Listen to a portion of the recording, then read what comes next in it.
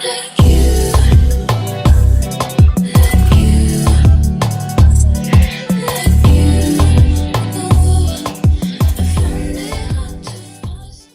video will contain spoilers.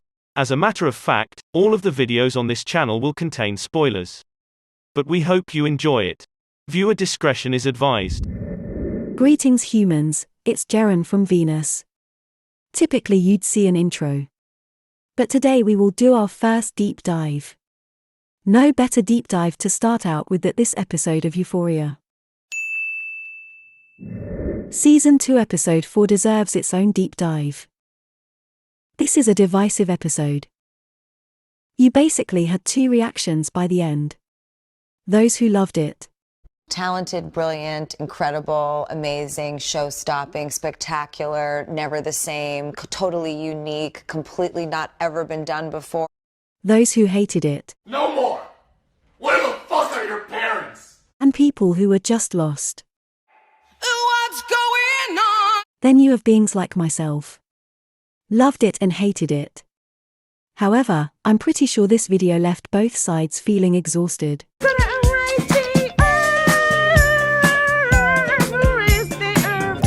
So much happened yet nothing happened. It was truly bizarre. I'm going to discuss the three storylines that I personally cared about in the episode. That was Cal, Rue, and Cassie. Crazy. This new straight jacket. Okay, so let's dive in. The episode begins with Rue telling us how much she loves Jules.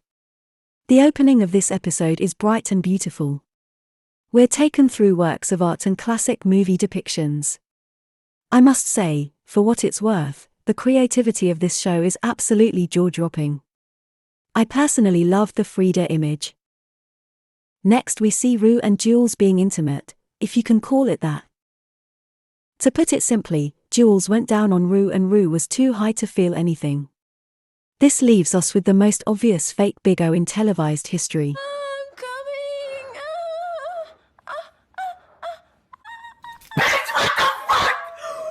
Jules knows she faked it even though Rue denied it. In the next scene, for whatever reason, Jules goes to Elliot with this information. Elliot, again for whatever reason, decides he's going to teach Jules how to munch rugs. And the premeditated cheating begins. This is messed up, but the interesting thing about it is that the audience probably expected Rue to cheat. However, Rue is so strung out and depressed that she doesn't even seem to be in control of the will of her life, let alone her sexual behavior. More on that later. The following scene begins with Maddie looking like she was born to be a rich housewife. She's an icon, she's a legend, and she is the moment. She continues to have a talk with Nate, and they have yet another talk about why they're bad for each other. The scene also intertwined with Maddie's birthday party. We see Cassie, bringing in her guilt cake for Maddie. And she had the nerve to make her a scrapbook. Maddie genuinely cries and they hug it out in this one-sided friendship. Next, we get a flashback of Judas and Lucifer having a conversation about their quote-unquote relationship. The acting in this scene is wonderful. But Cassie sounds less rational than Nate, so that's saying something. I personally believe there is something seriously wrong with Cassie, and right now the only ones who realize this are Nate and Lexi. This scene was some Fatal Attraction level nonsense.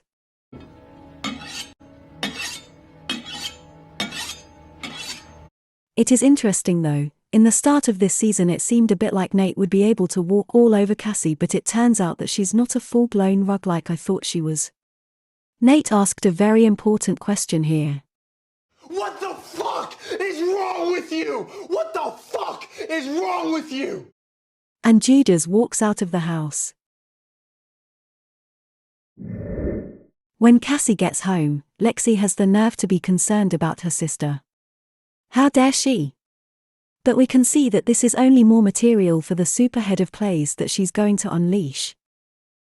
The next scene is the point where this episode started to be anxiety personified. Cal is drinking his logic away. Wear a seatbelt. Okay, Dad. Nate is pretty much like, F this, I have to write Maddie a card. I'm skipping this next scene with the love triangle.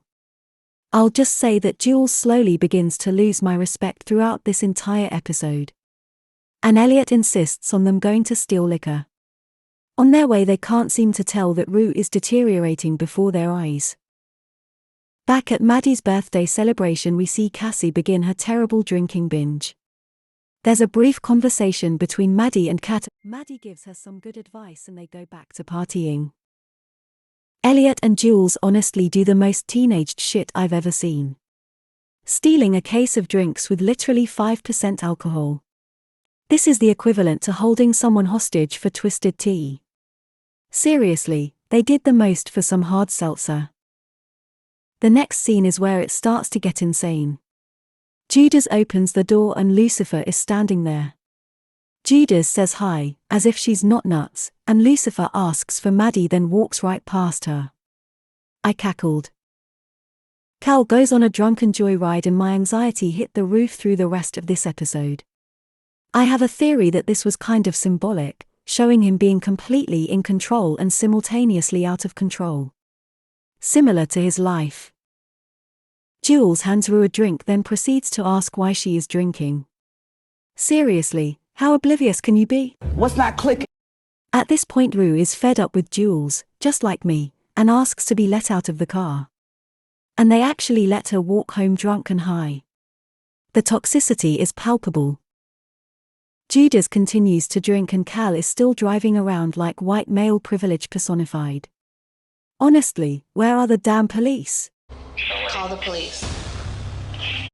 Judas comes downstairs sloppy drunk looking for Nate's attention.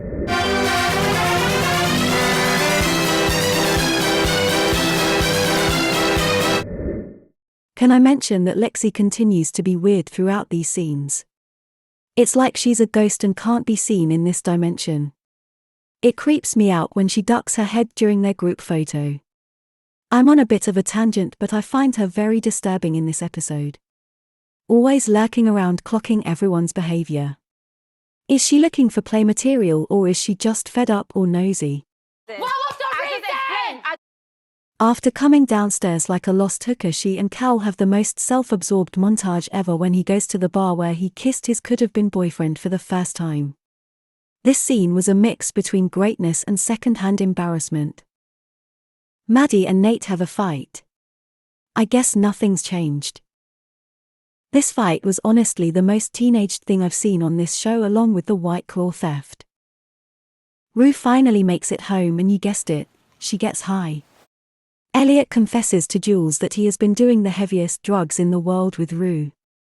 And we'll just pretend like he actually has a moral compass.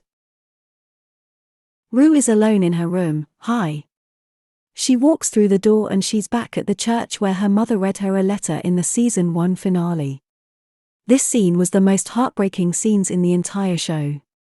She is holding on to a preacher, played by Labyrinth, and also her father. This scene is so moving and beautifully shows her mental health state. Sam said that he likes to put Rue's character through spiritual experiences when she's high. Some people say that she died, but I doubt that her character would be let go right here. Later we see that she is standing while swaying back and forth in her room. Now, the moment you may have been waiting for, Cal's return home. He comes in the house laughing and proceeds to pee on the floor. I was like, Okay. But this scene becomes one of the most iconic televised monologues that I might have ever seen. His winky is out and his wife comes to confront him. He shifts from batshit crazy to a more stoic batshit crazy. He becomes a librarian and reads his entire family for filth. This scene is unique to me because of the duality of it. Two things are happening at once. He is doing the right things by coming out, but he traumatizes and exposes his family at the same time again. I actually felt for Nate in this scene and his wife Marsha. But I definitely felt for Aaron as well because his personal business was put out and he cried so hard. This family is so messed up, but on the outside they would seem perfect. Cal walks out on his family while holding a photo of his family. What the fuck? I'm a whore, you idiot. My face was cracked after this scene. The closing scenes are showing all of the characters without dialogue in unique ways. And once again they show Lexi looking terrifying in an auditorium. And a brief moment of Jules returning to cutting herself. It also shows Cassie in a beautiful room of flowers as she cries, as usual.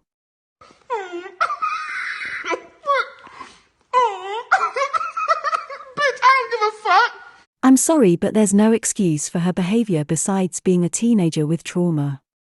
And being a teenager with trauma is not unique or any form of justification to sleep with your best friend's estranged boyfriend. Truly.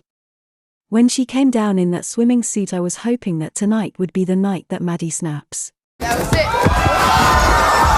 it. Final thoughts. It was exhausting, but I truly do believe this one will go down in TV history. Zendaya was telling the truth when she said it would get darker.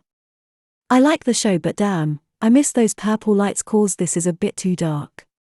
My final words are that it was a brilliantly done episode with questionable writing and incredible performances. What were your thoughts on this episode?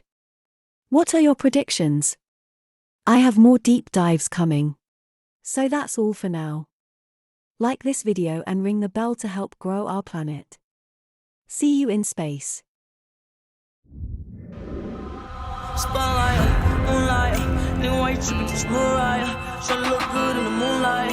All these pussy niggas so bad, Maya. Spotlight, moonlight, nigga, why you trippin', get your mood right? Tryna look good in the moonlight. All these pussy niggas so bad, Maya. Spotlight.